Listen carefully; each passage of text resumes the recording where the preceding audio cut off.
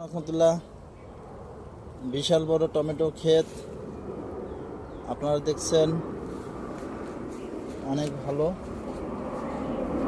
ভালো লাগতেছে এই টমেটোগুলা,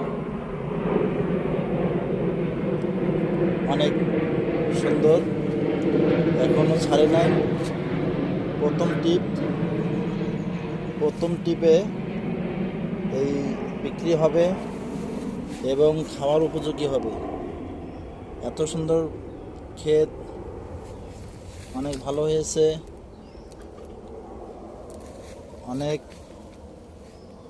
সবাই যদি এরকম করে টমেটো ক্ষেত করে তাহলে সবজির দাম আর বেশি থাকবে না।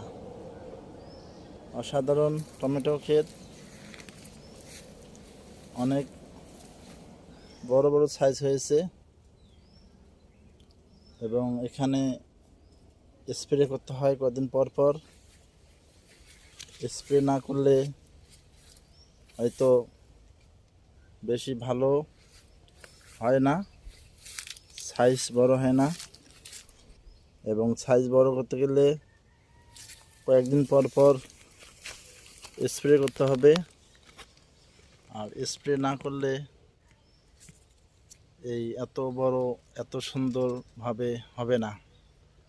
তাই আমরা যারা কৃষিকাজ করি অবশ্যই আমরা ট্রিটমেন্ট করব, আর ট্রিটমেন্ট না হলে আপনার এই টমেটোগুলা ভালো হবে না।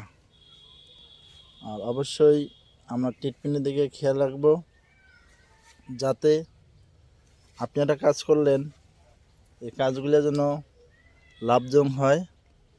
এজন্য কী করতে হবে, আপনাকে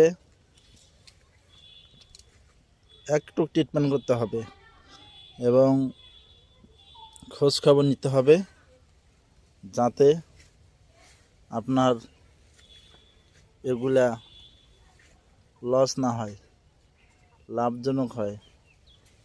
লস প্রজেক্ট হলে সবার জন্য সমস্যা, আপনারও সমস্যা। আপনার যেমন কাজ করে এবং ক্ষেত করে মন চাবে না যে আমি লস প্রজেক্ট কীভাবে কাজ করি। এই জন্য আপনি ভালো কাজ করেন এবং খোঁজখবর নেন, যাতে আপনার ব্যবসা লাভজনক হয় এবং আপনি ক্ষতিগ্রস্ত না হন। তো এই বলে আজকে